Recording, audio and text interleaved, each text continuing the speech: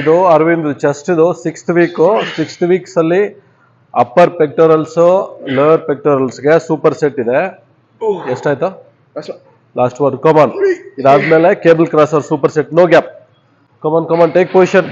ಬನ್ನಿ Aravind, no gap. Do it. Come on. Yes, 1 muscle freeze ಮಾಡಿ. 2 ಸ್ವಲ್ಪ ಕ್ವಿಕ್ ಇಲ್ಲಿ ಮೂವ್ಮೆಂಟು. 3 4 5 6 ಕಮಾನ್.